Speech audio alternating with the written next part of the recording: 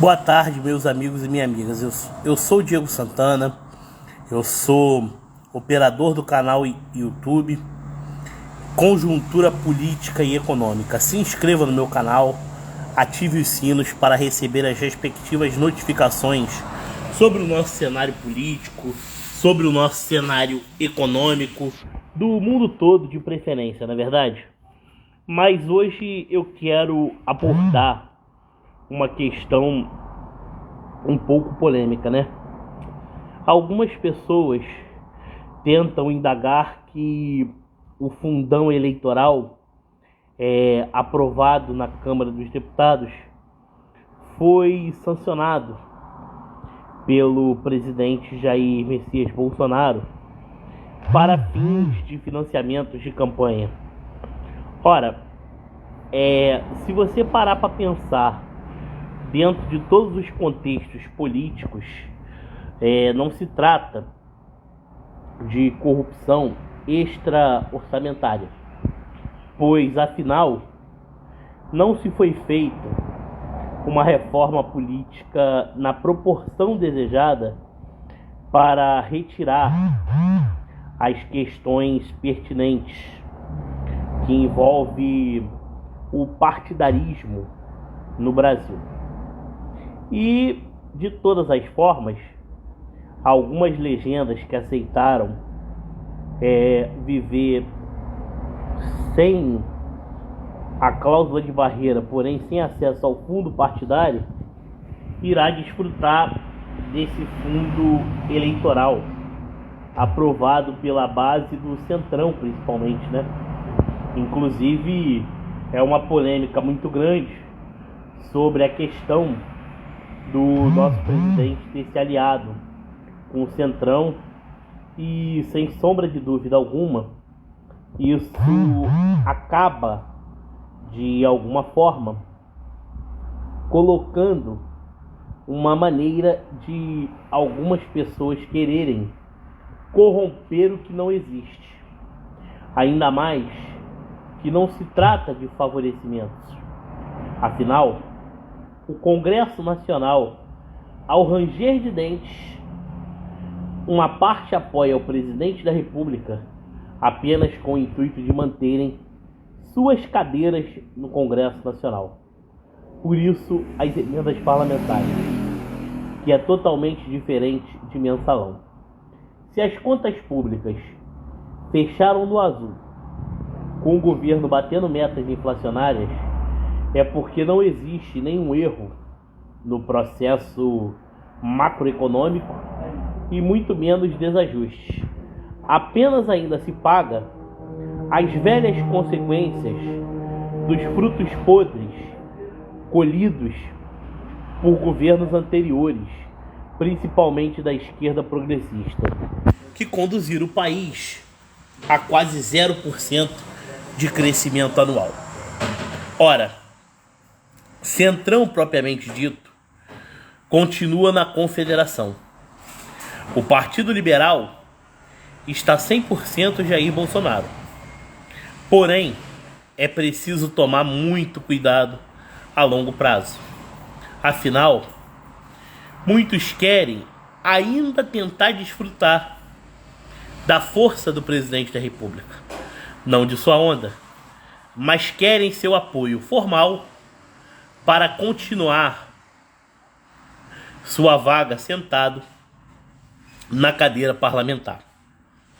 O Senado Federal precisa passar por uma grande reformulação, principalmente no que se refere ao velho corporativismo do poder legislativo junto ao judiciário com o Supremo Tribunal Federal, que foi a grande escória da sociedade nesse período da pandemia, onde vai ser mais que natural os possíveis opositores do governo brasileiro quererem demonstrar em suas propagandas eleitorais, iguais estão mostrando nas atuais conjunturas da propaganda partidária obrigatória, sobre uma responsabilidade referente à não compra da vacina e muitas vezes se esquecendo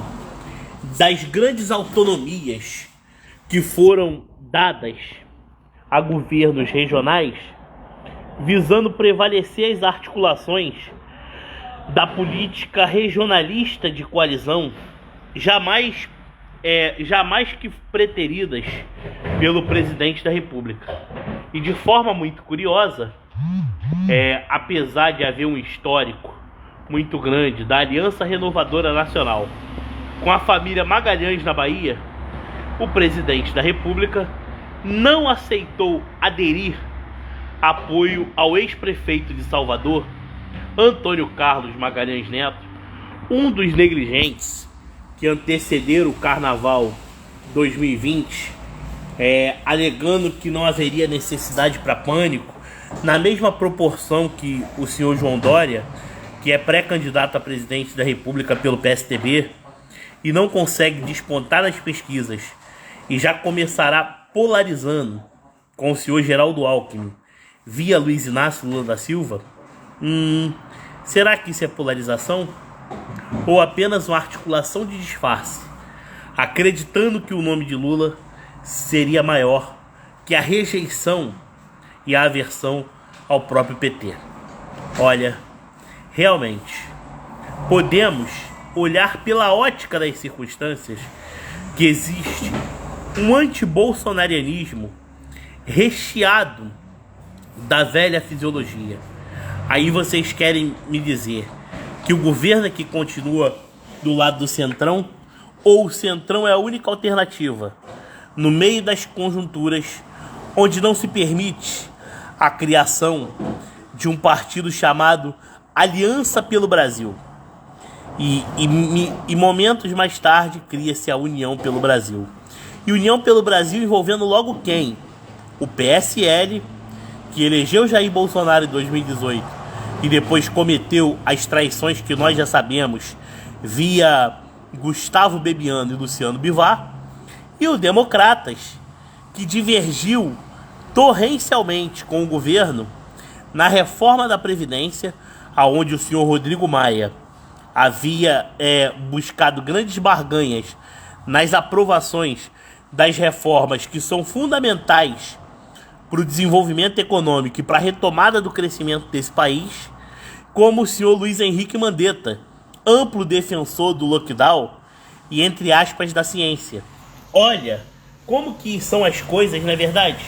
O nome do partido do presidente é Aliança pelo Brasil, e esses querem colocar União pelo Brasil. União de quem?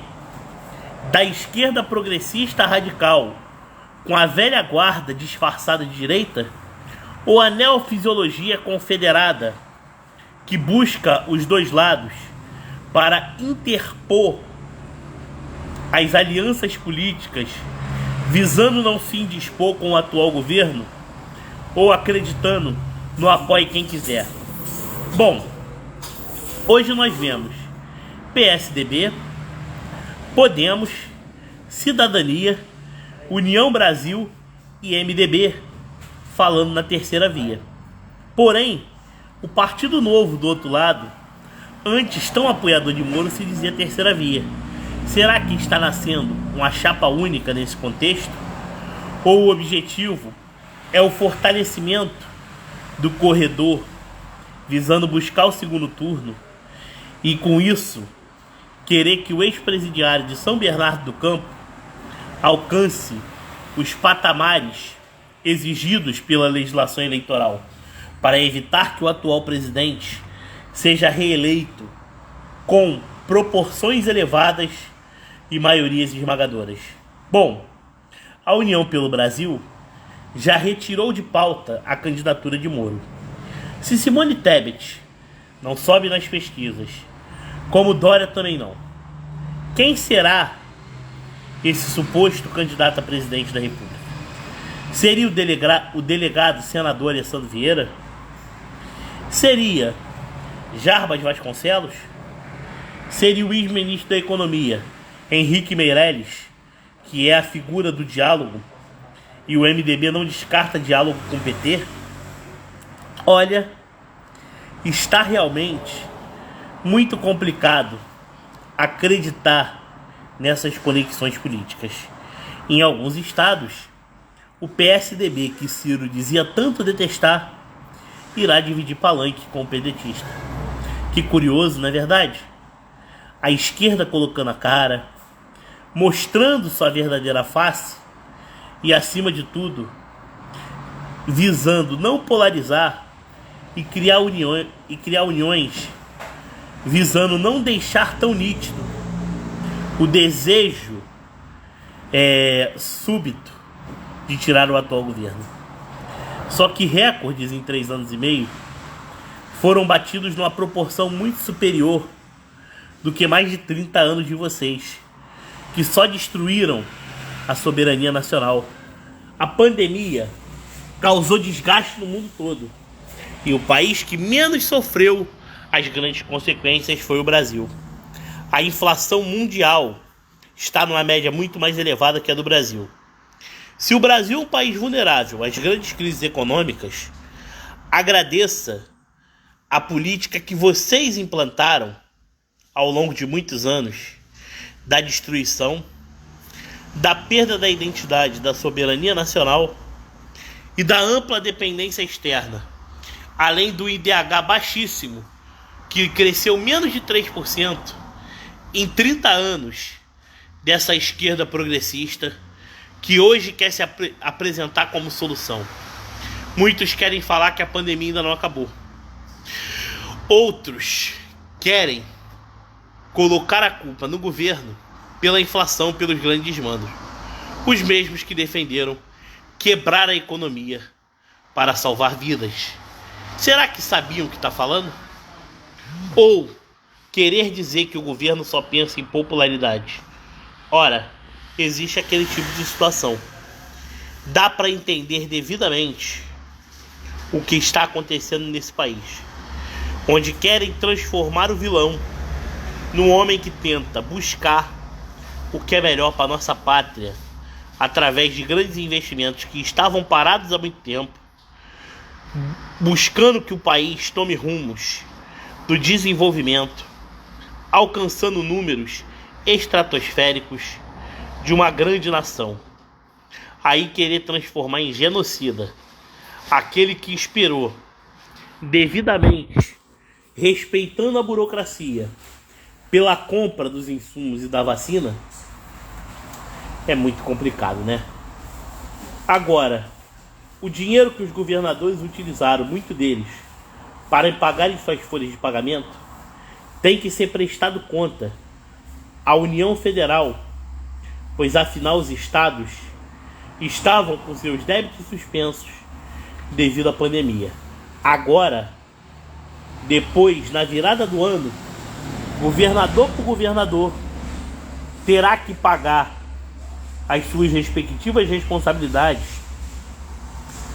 no que se refere à sua política fiscal irresponsável, que elevaram os custos dos estados, principalmente no período das Olimpíadas e da Copa do Mundo. Um grande abraço a todos, fiquem com Deus, se inscrevam no canal, compartilhem esse vídeo que vai para lá, e estamos juntos aí pro que der e vier, viu? Não deixe de assistir sem se inscrever, aperte o sino e depois as notificações. Um abraço, meus amigos.